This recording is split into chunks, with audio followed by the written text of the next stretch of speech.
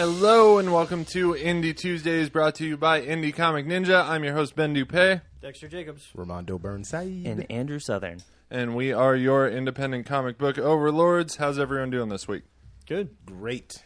Yep, Dude, I know. Been a busy week. Yeah, a couple of you guys are getting back. Andrew and Mondo, you guys are getting back from Cedar Rapids Comic Con, That's it, right? man. Yeah. Yeah, how'd that go? It was juicy, man. It was awesome, man. I met Mondo's daughter. Is Taylor, right? Yeah. She was awesome, and it was cool, man. They stopped by for a minute, and Gotta support my boy, cool. man. Yeah, dude, it was awesome. And man, so I haven't spent a ton of time over in Eastern Iowa, but man, there's a good scene over there. Like the crowd. So last year they pulled in over 10,000 people there, and this year they expanded, and it was really busy. A lot of really nice people, so it was cool. Yeah, nice. It was a good vibe, man. The guy running that show does a really good job with marketing.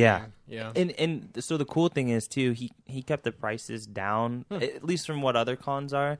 And I think like kids got in free, so he's trying to make it a family event, which is fantastic. I mean, that's how I think you draw in people. So Nice, sure. Very cool. Hopefully the WizardCon that comes through here, Des Moines, takes a note from that, because they went down a notch from the year before.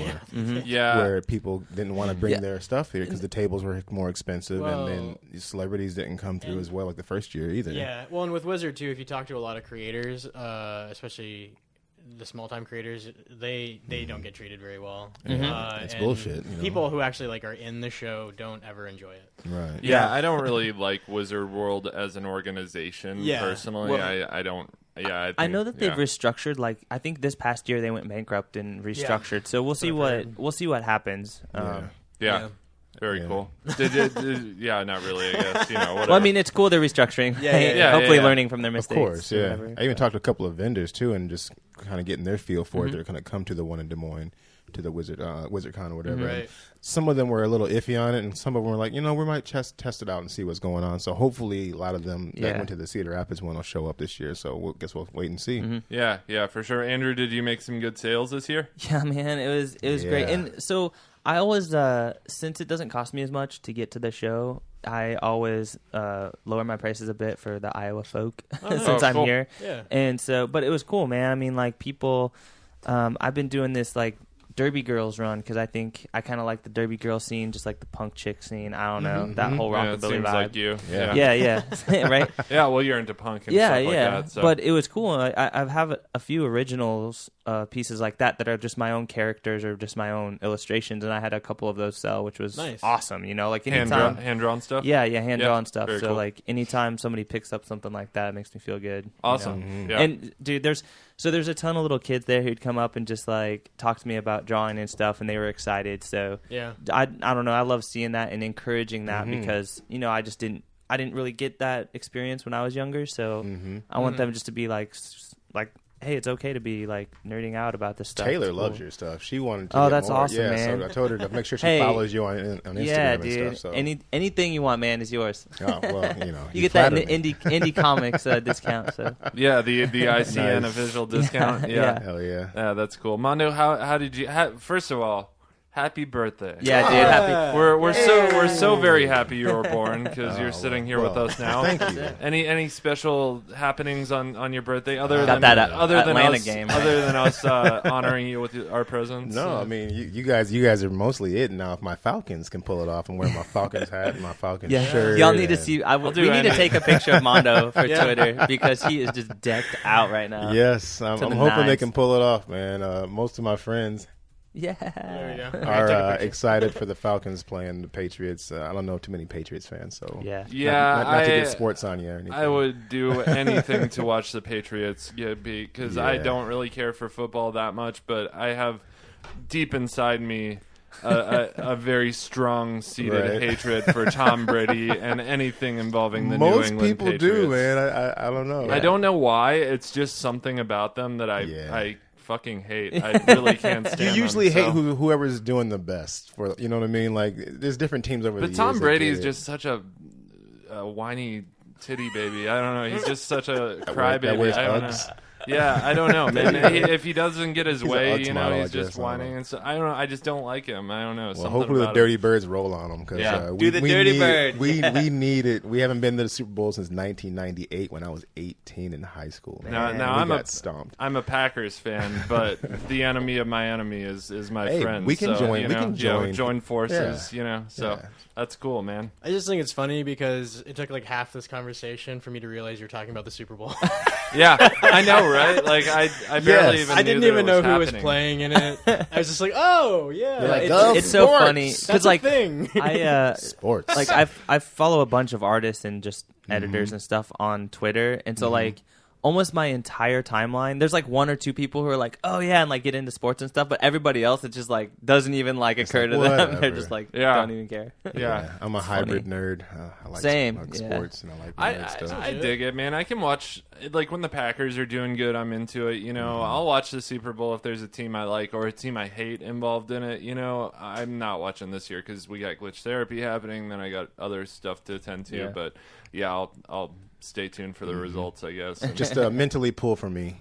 Yeah. On my birthday. I'm cheering for those Falcons for you, Mondo. I appreciate it, man. How's it looking? Like, how do we think that it's going to play out? I mean, everybody thinks the Falcons are going to knock them out, but I know they do a little thing for Madden where they simulate the two teams, and typically whatever team wins on that ends up winning. So I guess the last 7 out of the 8 years, the team that Madden picks on there that they win. So it showed the Falcons losing by 3. That's close enough though. So right? I'm not feeling that. And then there was one other thing where they said last 7 years or something like that. Correct me if I'm wrong, but whoever the MVP was that was going into the Super Bowl, so that's Matt Ryan, our quarterback. Yeah. They have lost the last 7 out of 8 or something like that, some crazy number. So I'm like, this is not looking good, but I'm not listening to that shit. Isn't there some octopus that calls the game, or is that soccer? I want to say soccer. Oh, okay, never mind. I'm not sure. I could be wrong. I think it's the World Cup. Yeah, it doesn't sound very familiar. The other American football, the real football. That sounds cool. I think it was the World Cup. Now that I think, because I think it was there's an octopus in Italy, and they would put the sports teams logos in the tank with it, and it always kind of go towards one, and it picked most of the correct things for the World Cup. I love that kind of crazy weird stuff. Dude, how does that even start? You know what I mean? I'm always like, I don't get that's those superstitions. The fun part. I know, right? Look into that. Funny. Yeah. I think they sold it on eBay too after the World Cup was over for just a ton of money.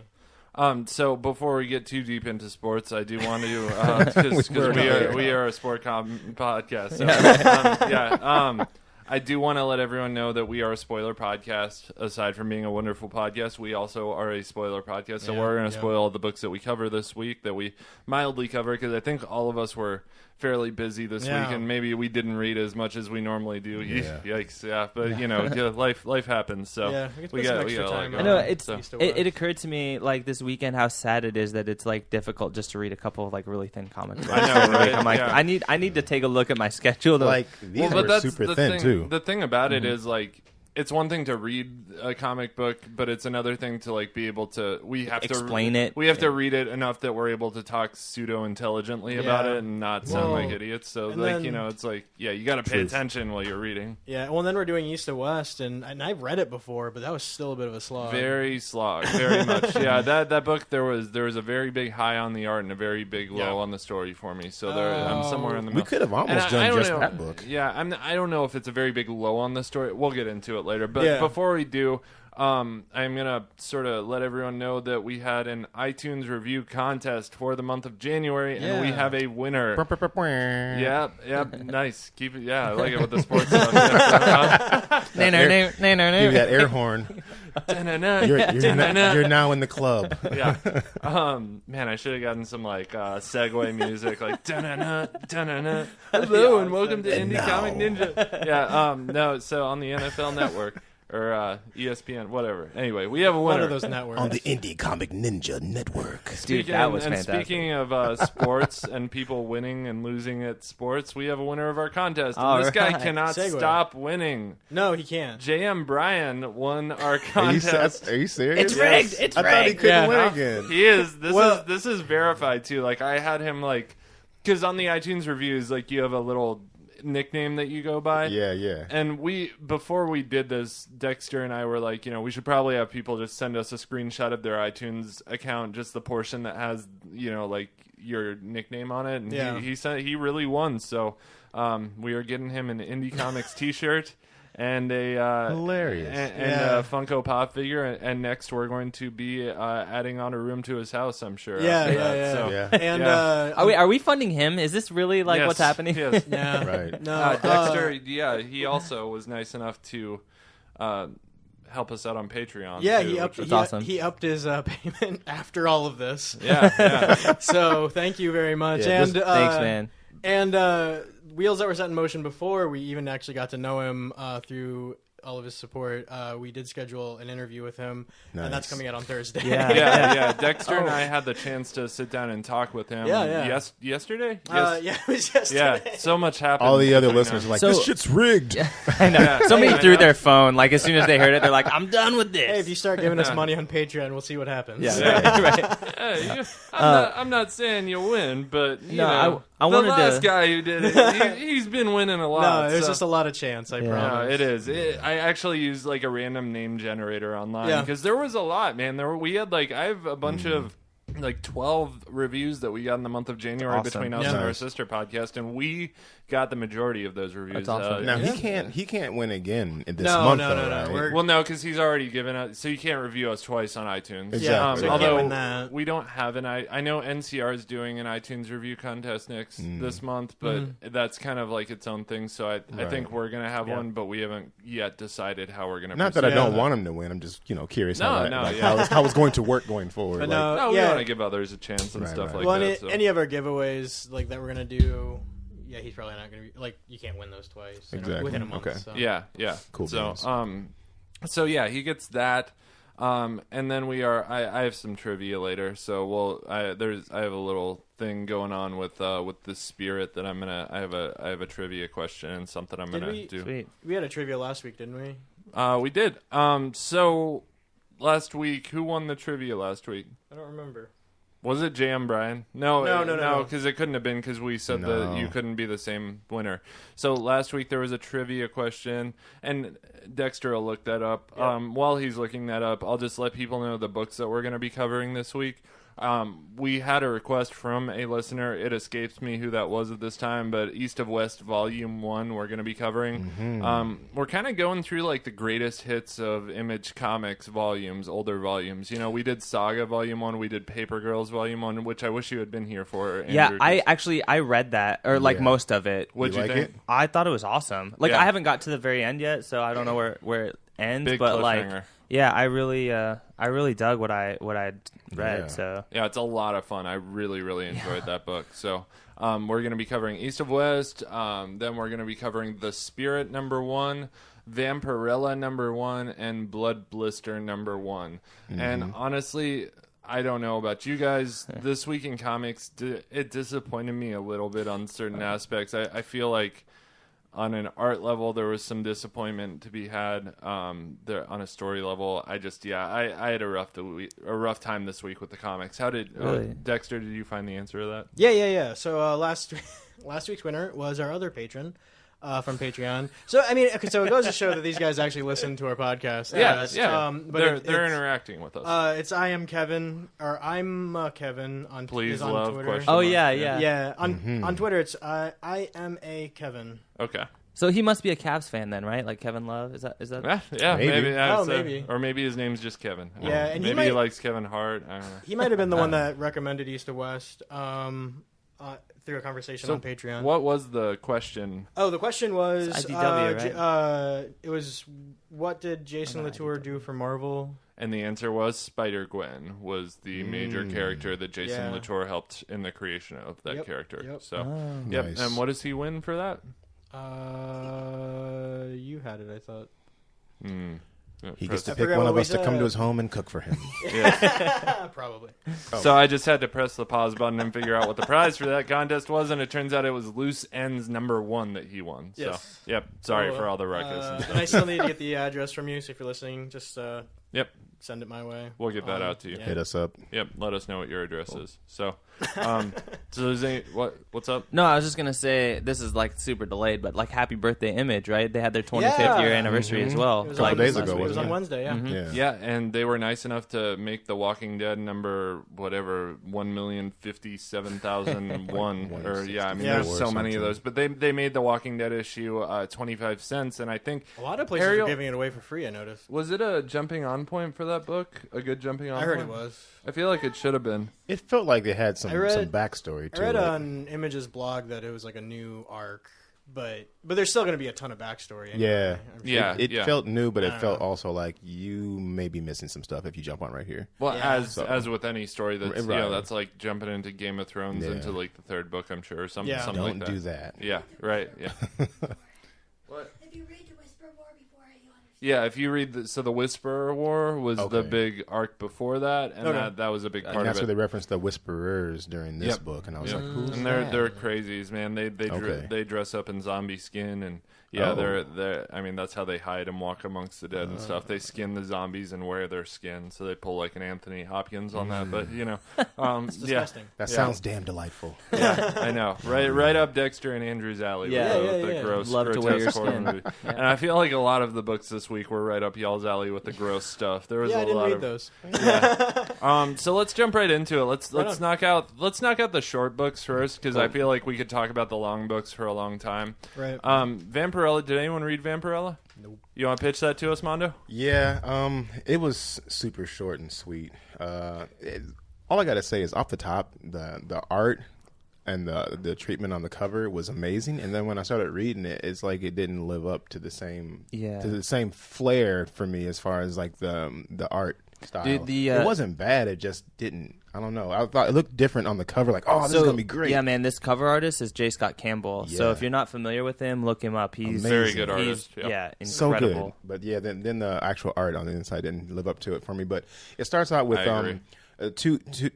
three people, and they're walking through like the snow, like they're like, I don't know if they're in Antarctica or someplace. Yep. But they're heading someplace, and they're being chased by these flying like creatures that you don't really see. You just see like their shadows in the sky, kind of like silhouettes. So you kind of make out what they are, and they're chasing them, and they're trying to get to something quickly. So they go into a cave. One of them sacrifices himself basically, and kisses the woman, and he's like basically going to sacrifice himself and die. They go into the cave, and they're looking for this ancient like being, I guess, to sacrifice themselves to, which happens to be Vampirella. Yeah. So they get there, and they slit their wrists and stuff, and they're like, we got to do this quickly, and there's some dialogue going on. But long story short, they kill themselves, and she resurrects. She comes back to life, and she doesn't know what century it is, like what time it is, why she's in there, why she's dressed the way she is. She has like no memory of anything. And she begins to say things that kind of gives you the impression that at one point before she was put into this tomb or grave, that she pretty much was running the world for the most part. She had control of everything. And now she went from everything to nothing. And so you see her start to climb out of she starts to eat the people that are in there because she's so hungry for all the time she's been, under ground and buried. And she starts to climb out, and she says, I'm coming back to claim everything that I owned. And basically, she's coming back to the world to take it over again. So that's pretty much where it stops. Yeah. That's the gist of it. So you guys weren't into this interior art at all?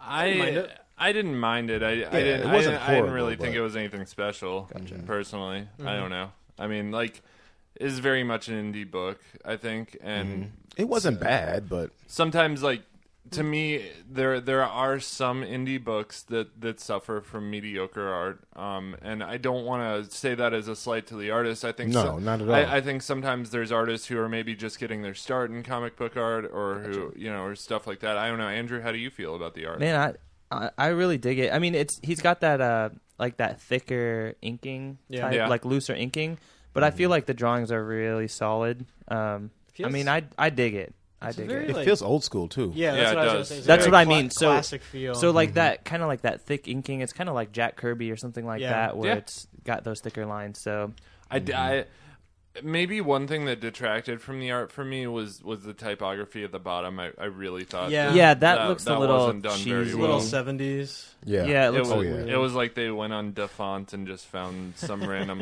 typed in 70s font. No, it's like Austin Powers-ish, right? And then they warped it, which I hate it when people warp fonts. Dude. That bothers me. So I don't know. That may have been a detracting factor from it. I think the actual art is pretty good. The cover is beautiful. Oh, though. yeah. The cover is wonderful. And preface it too. I mean, I would like to say that just because we don't like it or I don't like it doesn't necessarily mean it's bad. No, I'm not. Sure. Yeah, I want to make sure I say that too. Yeah. Well, but here's the thing. I mean, so that's the thing done with a lot of stuff, by the way.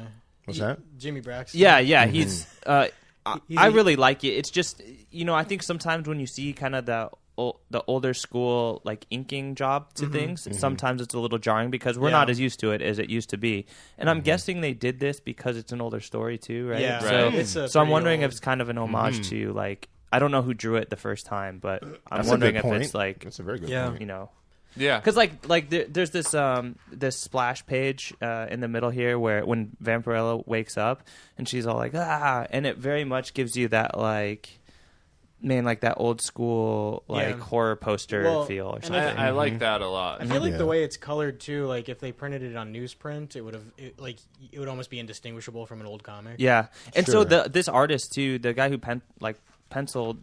I'm guessing he penciled, inked, and colored it. It says artist and colorist, so which that in itself. Is that's a impressive. ton of work. So it was an issue 0 as well. Very, very fairly priced. I mean, 25 cents. You aren't going to get much better than that. So I love that cover. It was definitely worth the money you paid for it. I'd say that. I don't know what else they're doing on this. I've seen some cosplayers pop up in my feed about having photo shoots with them. There's this one girl, Joni Brosas or something like that, and I'd seen her do some she's a cosplayer, but then she did something specific for Vampirella, and I don't know if that's an image thing that they're doing alternate covers of or something, but I don't know, just something to keep an eye out if anybody. Who is the publisher on this, by the way? I forgot. Dynamite. Oh Dynamite. Okay, cool. Yeah, that's cool. I'm glad to do one of their books too. Yeah. We have. I don't know if we've done a Dynamite book before. Have we, Dex? Not that I know. I think we should soon because not to get off topic, but they have a John Wick series starting. Actually, I'm all about. I heard about shit. the ad at the end of this book. Yeah, I love John Wick, dude. We're set up to interview so the geeked. guy who is illustrating John Wick. Oh, no way. Yeah. Yes, when are we interviewing him? March 11th. Oh, that's him? Yeah. Giovanni? Okay, so John Wick will be out by then. Oh, cool. As far as the book, and then the movie John Wick 2 comes out next weekend, on the 10th. So is that one you and I are both doing, or is that? Yeah, so both of us, I think. Okay, cool. Yeah, nice. awesome. Unless somebody else wants to step in, but No, that's really funny. It's all coming together. I really want to. Yeah, that sounds like fun. Yeah, he's a bigger one that I'd like to talk to. That'll be really interesting to get that perspective. Yeah, every time I'm noticing.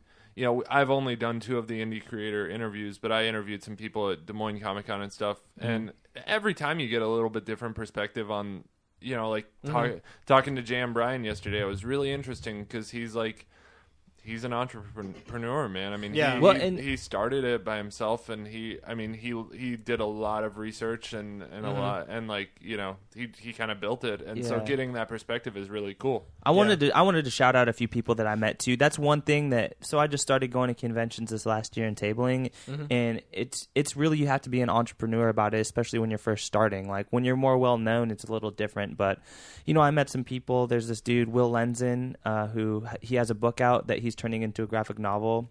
Yeah.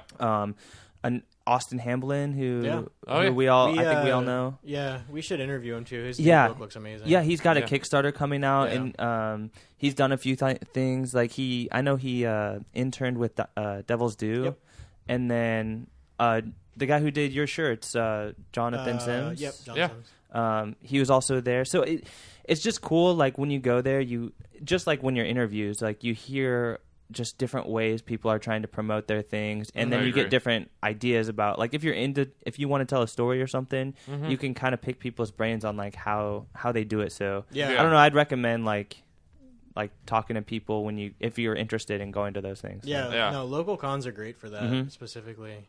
Yeah, they're great for networking and stuff. So it's something as a podcast that that I think we should do at some point is have a table there. But then at the same time, a lot of us are creators too, so it's like you can also go that direction. So it's fun to think about that type of stuff. But move things on. Did anyone read The Spirit?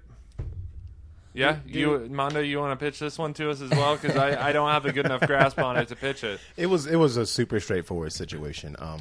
It starts out with like a couple of hobos, pretty much. Like one of them is coming back from like the liquor store, it seems like, and he is speaking to the other one, but he comes back and finds that he's dead.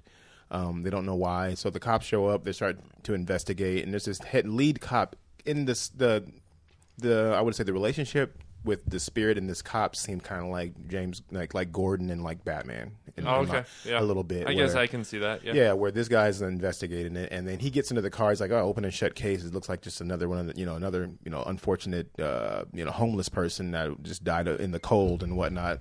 So. Sorry about that. My phone just went off in everyone's ears. The listeners didn't hear that. But yeah, it seems like the homeless guy died of in the cold. He just kind of writes it off like, "Oh, open and shut case." He gets into his car, and the spirit is in the back seat in the shadows. You can't see him, so you don't know who it is at first. You can make your assumptions.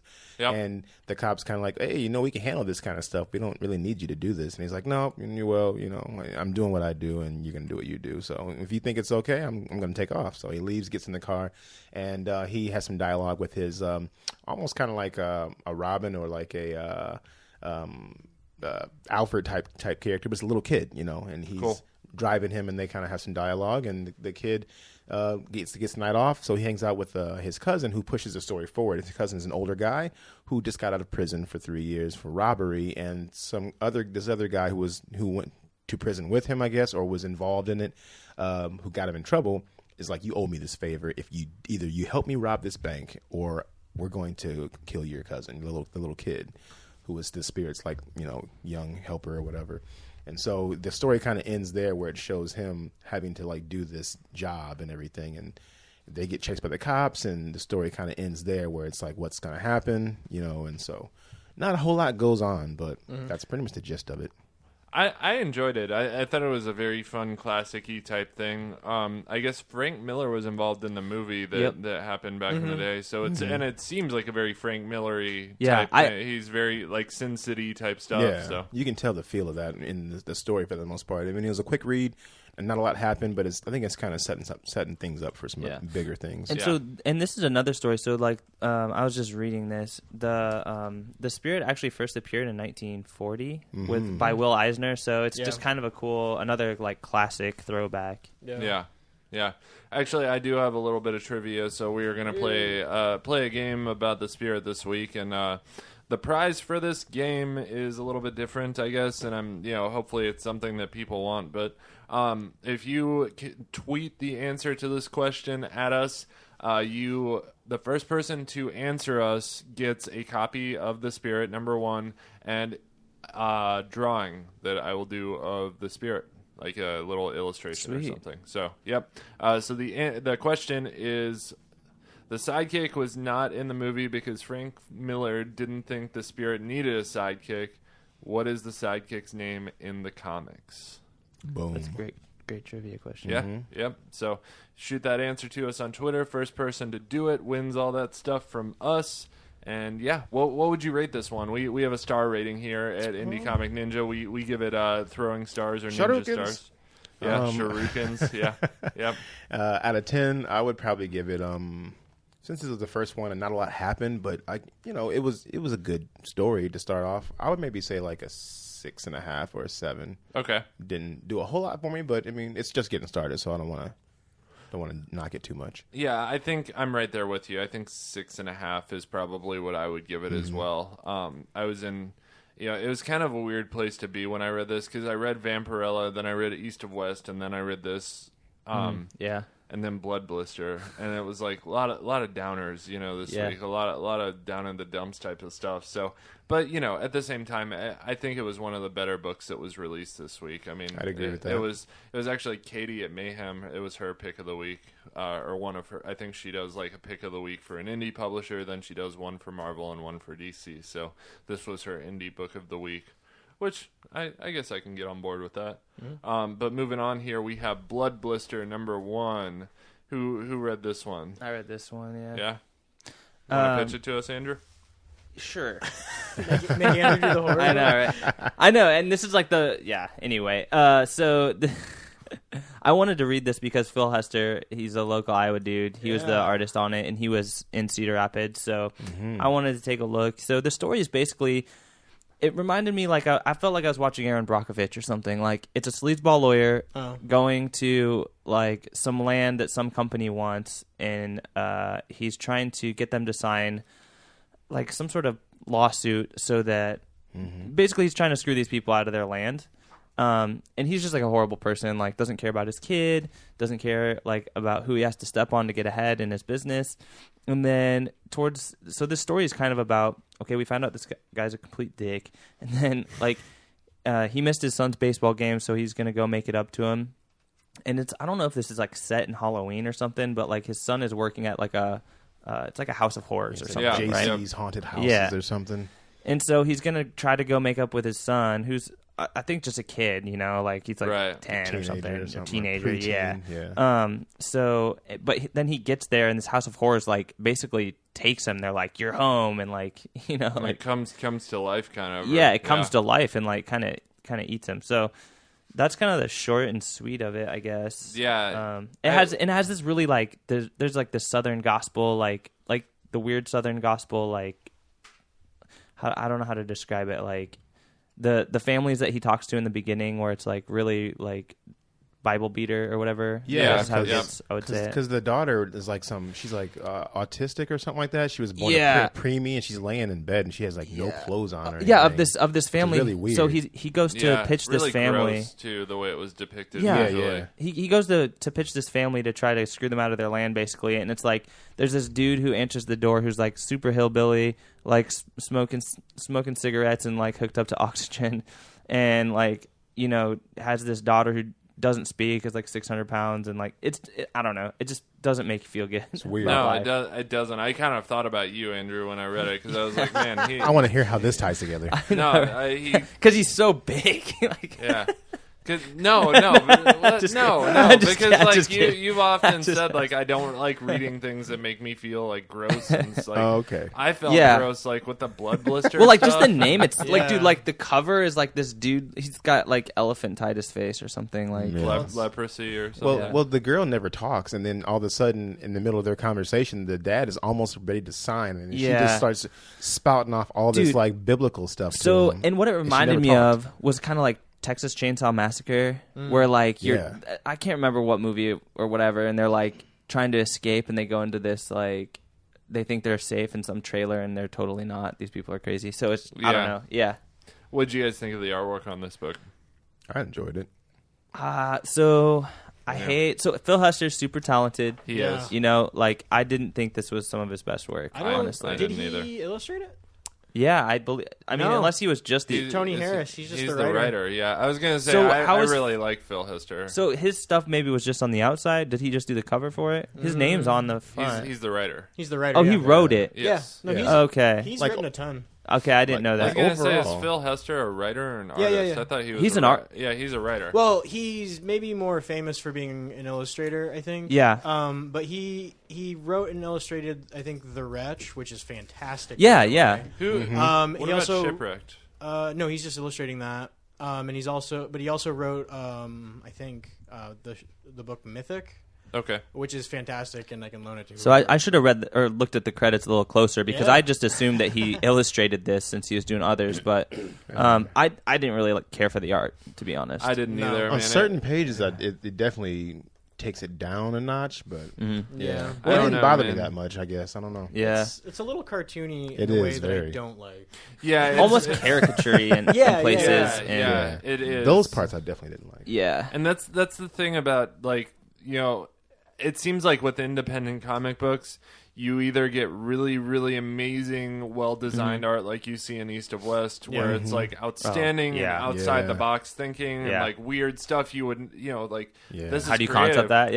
Yeah, or you get the other end of the spectrum where it's like this looks like something, like a caricature type thing. Yeah. And I don't definitely know, not all of it. Like there's some like really some of cool it's scenes good, where he's walking through the city that is kind of cool. That's what I was saying. But then there's some weird ones where like when he gets his arm pinched in the door, there's this spot where like this homeless guy's like laying on top of him or something, and it was just a really weird like. Yeah, the way it was drawn was confusing almost. Yeah.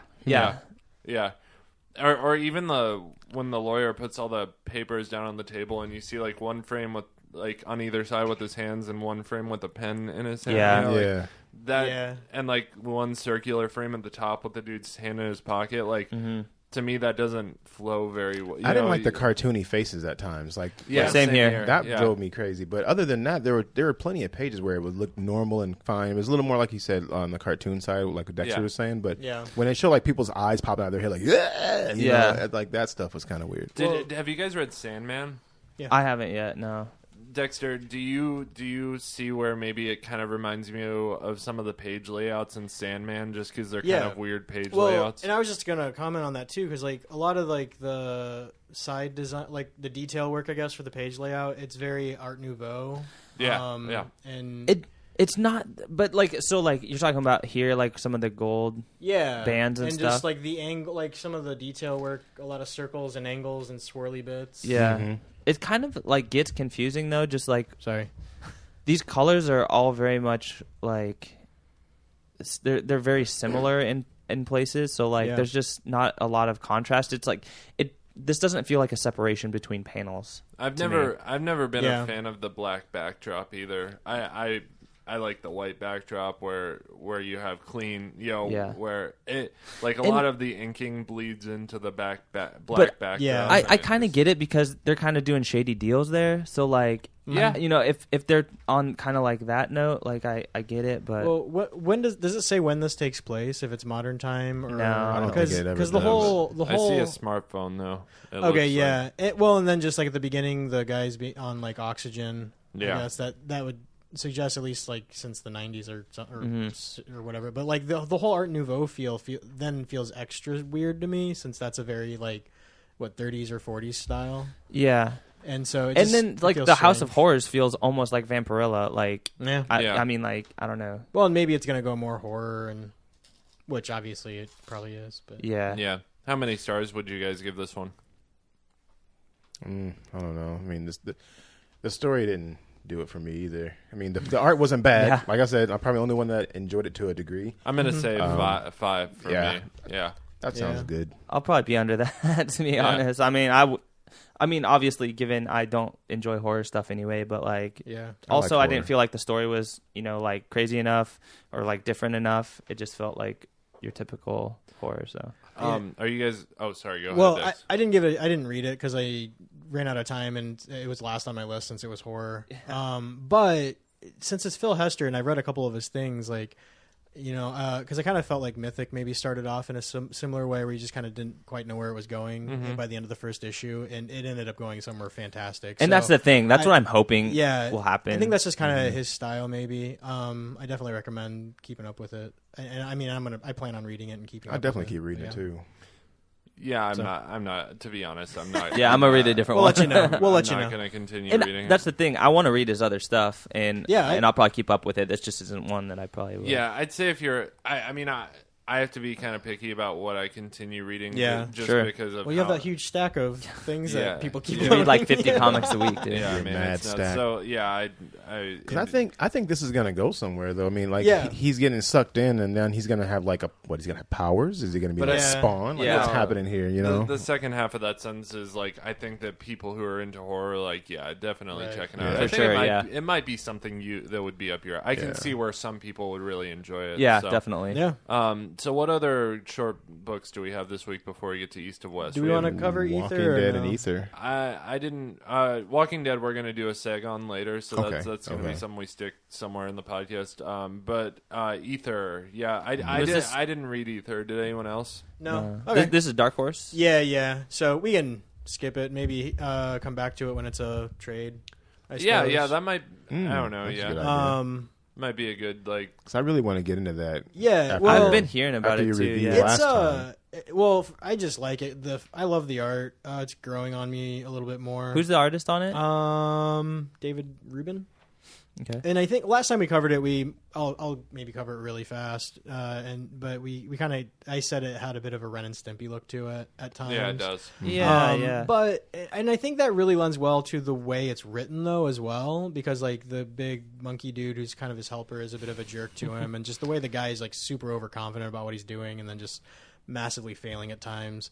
But basically, the last one ended where they kind of cornered the guy that made the bullet that killed the lady that they're researching the murder for. And he gets shot. Then they turn around. It's a copper golem. There's a bit of a fight with that guy. And then they follow him to the land of the fairy. And then they get to the land of the fairy. And the fairy prince of some sort is being super nice to him. And it doesn't make sense. And then they realize that's because the golem's there. And then he gets attacked. And then they run off. And then there's a giant gaping hole that is a portal back to the real world, which is interesting. And so it ends with them, with the Glum, the monkey guy, looking through the portal, looking at the real world, saying, "We ain't allowed in there." And that's how it ends. So I don't know. It sounds like a zany adventure. I know, right? That's kind of where it's going. It's becoming I feel like it's becoming more and more zany. That sounds like one of the shows that like my nephew like explains to me what happens in one of those episodes. Well, and I was trying to be fast with this it. week. This week in Adventure Time. Yeah, right. Teen Titans Go. Yeah, I'm excited. I guess maybe more for the trade to be able to read it all in one sitting, and then we can kind of cover it a little bit better. I'd love that. Yeah, for sure. That'll be a fun trade to cover. Yeah. All right, so big book of the week, East of West, Volume 1. Anyone got credits on this? Yeah. It is Jonathan Hickman as the writer, Nick Dragotta as the artist, Frank Martin colors, and Russ Wooten letters. Cool. So, Death is a person in this. Well, they all are. The Four Horsemen. Right, but I'm just saying, like, to start things off, so Death, he is a person, and he's a total badass. Yeah, he is. Yeah, I wanted to find like that Western music to play at the beginning, like nice. Some Clint Eastwood. Nice, good work. Long range high five. So, high five. We got the sound effects this episode. We're like getting off. We're all over. You guys are finally joining me on that. So Death is a person, and the he was once part of the Four Horsemen of the Apocalypse, who are now the Three Horsemen of the Apocalypse. They've been reborn.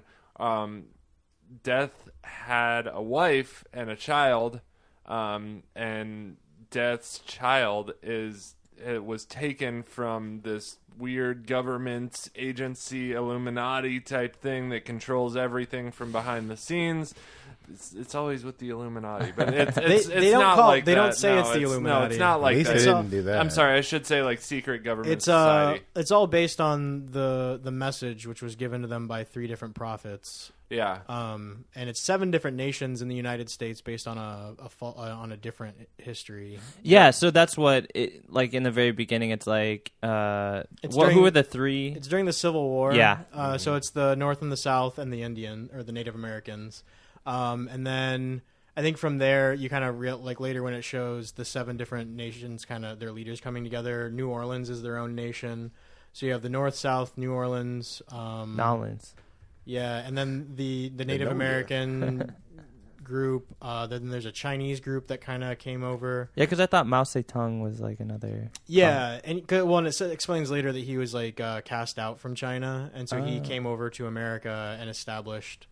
Or Mao the First established some land and took a third of the land of America, and I forget who the other. Like I think the other groups, like it's just the leader of the keeper of the message, and and Texas is a country.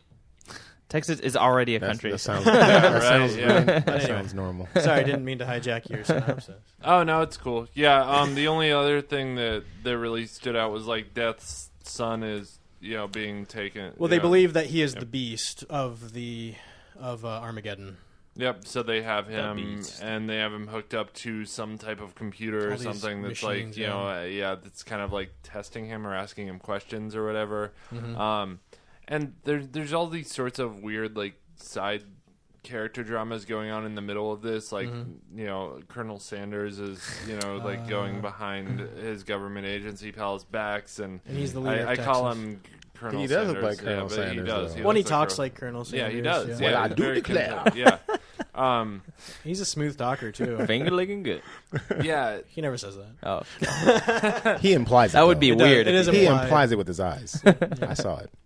Some of my biscuits, The artwork, though, man, is the freaking fantastic. dude. It's Yeah. so good. My two favorite characters, like in almost any story, are Death's two sidekicks, and I just love the way they're drawn. I'm sorry. I got Mondo going. I'm over here dying. Yeah. Oh, no more references to Colonel Sanders. Right, Okay, continue, Dexter. I'm so sorry. I'm a it's rude fine. asshole. But no, just talking about like the art though, like his two sidekicks, just artistically are just my two favorite. I know characters. they're like all blacked out with well, like. one's like all white, like Yeah, he's all painted white, and then the lady is just all painted black. Dude, and is she barely looks wearing anything. so cool. Yeah, I like the guy because, like, you know, that part where he turns into like a blanket and then out from under the he he takes throws his his, cloak and like kind of throws it over him, and he disappears and turns into like a bunch of wolves. pack of wolves. Well, so sweet. he's the wolf, and then she's the crow. Yeah. And then there's a point where she just jumps up in the air, and as she's like being machine gunned down, just turns into a whole slaughter of crows, or murder of crows. Sorry, Yeah. they're called a murder. A murder of crows. Yeah, Wow, no, that's what they're called. epic. That's really cool. Ravens are Cool. also called a murder. Yeah. Nice. Murder of Ravens. And then it's interesting too because like it's alluded to at some point when the two of them are talking about death and like, you know, why is he doing this? Like he's death. Like all he has to do is sit around and people eventually come to him. And he says, and then the wolf guy is just like, no, he's seeking it out. He's seeking love. And he even says then like it's like when a wolf looks up to the crow. He knows that they can never touch because the crow is flying and he can never get up there. And he's like looking over at the crow lady. And she just kind of ignores him. She's like, whatever, man. Yeah. Creeper. I feel like I missed a lot, and like I feel like this is kind of like 7 to Eternity. Yeah. Where I could read it twice or 3 times. There's a and lot to maybe pick read. up some stuff like. Well, it's like I think Ariel said it's dense. Yeah. Yeah. Did you read this East of West, Ariel? Oh, you did. What'd you think? You liked it? Okay. Yeah. I don't know. I love this story. Yeah, I do too, man. The artwork is just. Dude, the artwork is so good. It's so good. It's just so good. I can't even emphasize how amazingly unique the artwork in this book is. Man. It and pops just and it's clean. and cool, like weird, like text stuff. Like there's these horses that are like they're like bionic. I don't know. They're like mechanical. mech horses. Yeah. The whole story takes place in the future, but then because It's like an alternate 2064 future, though. or something. well, it's an like alternate Yeah. future because of an alternate past. Yeah. Yeah. But they're like where there's like still Indians and like Wild West stuff. Right. It's basically a fantasy world, though. I mean, Yeah. there's hints of like our world in it, but there's not. Yeah, it's not like our world by any means. So. Yeah, and I don't know, it really reminds me of writing that Rick Remender does, where he creates like these worlds that are really unique, and they don't really hand you stuff on a silver platter, you know, they kind of like they make you work for it a little bit. Yeah. Like those pages of narration at the beginning where they sort of explain, you know, this is how things are here, you know, and they just kind of spell it out for you, but you got to work for it to figure it out, you know. So yeah, I don't know. Anything else stand out to you guys about this book? I love that scene where he's breaking into that camp with all the soldiers and everything, and he's on his horse, and he just boom, and just like when annihilating people. he Man. breaks into the Mao's place to get his wife because she's being held prisoner by her father because of marrying death. Yeah. It's a big no-no. That whole scene is awesome. Yeah. I really like the way they preface every chapter with a couple words too. I mean, that's a solid graphic design move that they made. And then that issue usually ends kind of with that. Like that, I think it's kind of like one of the last few lines in that issue. Then is what it begins with, and so you kind of come full circle. Yeah. So yeah, man. Overall, just really fun read. Really good stuff. I give it I don't know, man, like a 9 out of 10, 9.5 out of 10. It's damn close to perfect for me. I feel like it's not as easy to understand as I'd like it to be. I feel like I wish that maybe it seems kind of inaccessible at times just because of how dense it is. So maybe that knocks like a half a point off. But, you know, through all that density is rich, gooey, comic-y goodness. So Well, I think there's plenty of volumes out for this right now, and so I think a lot of it is it still ongoing as well? Yeah, I'm pretty sure. I see it every so often. Yeah, I think I have seen it in our review folder before. So yeah, how about you guys? What would you rate it? I'd probably say a 9. 9. Mm-hmm. Yeah, I mean, I got halfway through because of the Comic-Con. I give it, like, from what I read, like an 8 or so. Like, I mean, I'm still not all the way through it, but the artwork alone, like, I'm going to finish it. Very cool. Dexter? I would say 9.5 for Cool. sure. Nice. Wasn't this guy writing something else that was supposed to come out and then never did? Oh, it was The Frontier or something like that. Oh, okay. Yeah, I've heard that mentioned before, but I don't know anything about it. We were planning on reading it, and then it didn't come out that week, and whenever I look into it, it keeps, like, Image's website about it just keeps disappearing. Oh, okay. Yeah. And this one was Image, is that right? Okay. Yep. Very clearly an Image book. I mean, this is like, right off the bat when you open up and see all that like nice graphic design work and stuff. Yeah. Like, I feel like if their label wasn't on it, I'd still know it was their book. So Gotcha. So cool. That's all of our books. We got a few minutes here left at the end. So one thing I kind of want to do just at the end of every show is talk about things as, we're all creatives of some kind or another, so things that we're working on or we're doing on the side or something that we're doing outside of Indie Tuesdays that we maybe want to promote or talk about. So yeah, do you guys have any fun projects you're working on right now? I know, Mondo, you got Glitch Therapy, right? Mm-hmm. Well, you want to talk about that for a sec? Yeah, that just launched this week. Yeah, that just went out to all your eardrums. It's awesome, man. It's coming together. We're getting some different segments ready for that. And what is Glitch Therapy, just for the listeners? Basically, it's just where we talk about the latest video games that we're playing, the news around them, just just geeking out on the stuff that we do anyway. So we're just bringing it to you live and direct and. Video game fans. And is it just video games of all genres, or do you stick to a specific one? Nothing specific necessarily. I know some of us have our own areas of expertise, if you will, that we like to play in. I play a little bit of everything, but I don't do PC stuff, but Noah does. And so it was funny. It was funny because I talked to who did I talk to last night? Travis last night, and he was telling me. He listened to you guys. He's not a gamer, but he still wanted to listen and review you guys. But he was like, it's cool because Mondo kind of leads the group, and you can tell that he sort of runs the podcast. And Noah's a very like intellectual, like he has all the facts behind. Noah, he's just like he's a very factual person. And he was like, I forget what he said. He was like, Joel has some aspect, but you all kind of play different roles in the podcast, and you all have your different areas of expertise that kind of fit together really nicely. So thank you. So yeah, it's really been a blast to we record that here at the studio, and man, it's just been fun to listen to you guys. It's been a learning process for sure. The first episode or two were a little on the rougher side for me, just kind of getting used to like hosting and everything and stuff. But by episode 3, I think we pulled it together nicely, and we'll continue to grow and get better. And we're all kind of rookies at it, besides Noah and me on this show, of course. But I think it's gonna be good. It's awesome, very man. Very cool. Yeah. And we would really appreciate it because this is on.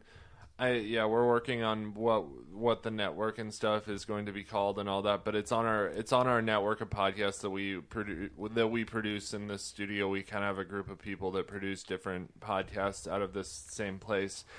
So we would really, really appreciate it if anyone would jump over to iTunes and give them a review as well, if you can. If you're into video games, or even if you're not, man. Like I'm not a huge gamer.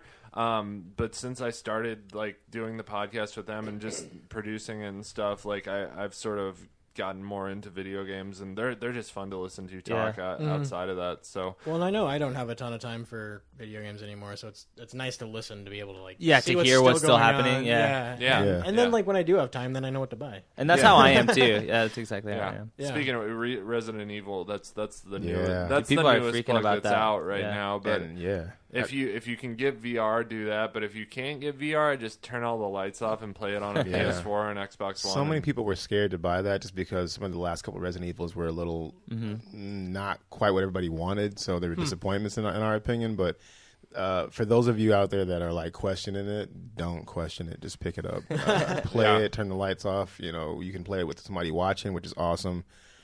But yeah, in VR, it's even worse. Check out episode 3 of Glitch Therapy. We talked about it in length, so nice. Check it out. Yeah. Very cool.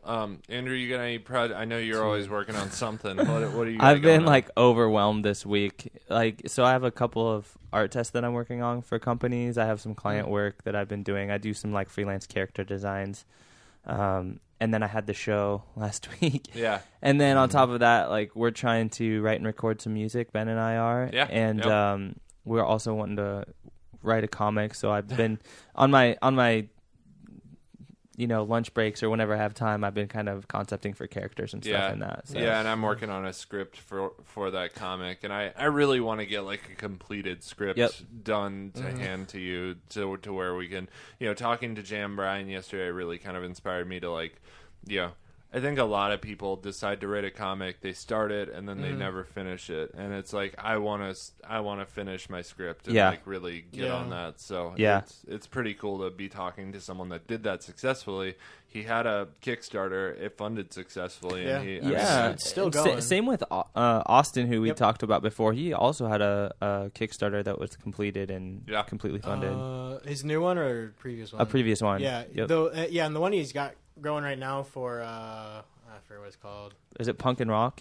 No, that's the first one, and I interviewed him about that actually. It was a really good comic. But his current one I think is called Steel Wool.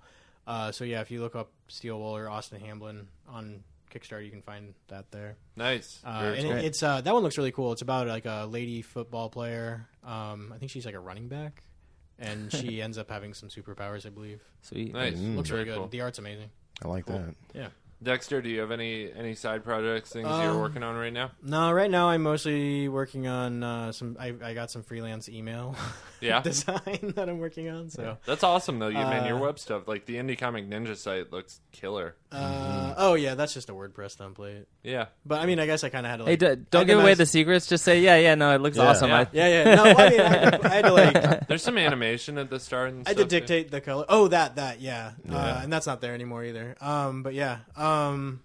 But no, I mean, there is some design to putting a template together. You modest bastard, you. Yeah, I try. But no, I'm excited to finally get some freelance going for doing email because I love email so much. Nice.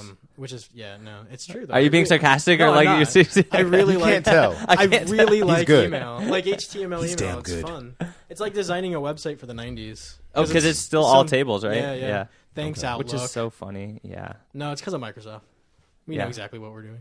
Yeah. Stupid Microsoft. Yeah, but anyway, no, that's mostly what I've been doing, and I mean, aside from just chasing my kid around and that's always fun. Yeah, that is always fun. Yeah. So cool. I'm podcast.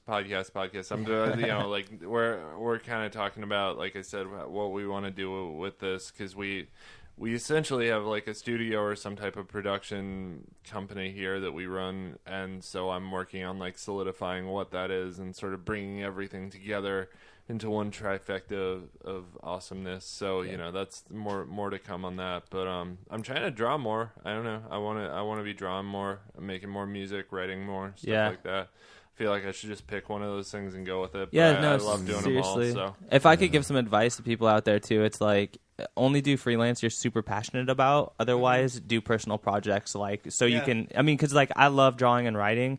So whenever I take up graphic work, graphic design or something, I'm not super passionate about. It just ends up eating into that time. So yeah, makes sense. Doing what you're passionate about is definitely I don't know, because then even personal projects that you have and stuff like that can be added to your portfolio. I mean, absolutely, you absolutely. show that off, and I mean, it looks like maybe it wasn't a job, but here's what I can do, And if you treat it that way, then it can lead to jobs. Some of the best stuff in my portfolio is just stuff I've done on my own because I liked it. So absolutely, man. I mean, people don't look at that stuff. They don't really care what it's for. Yeah, they just see what you created and that you followed through on it. Because I think follow through is another big thing that I'm working on. Is just I have a lot of things that I have my fingers in, and I'm I like to do a lot of different things, but I'm learning that I really want to pick one and follow through with that one thing, and then focus on something different, So having that sort of tunnel vision on your projects is really important, I think. So absolutely. Cool. So that's all we got for you today, Anyone else have anything other? I don't know. Is that all we have for him today? That's all I got. Yeah, that's all we got. All right. Have a great week, everyone. Later.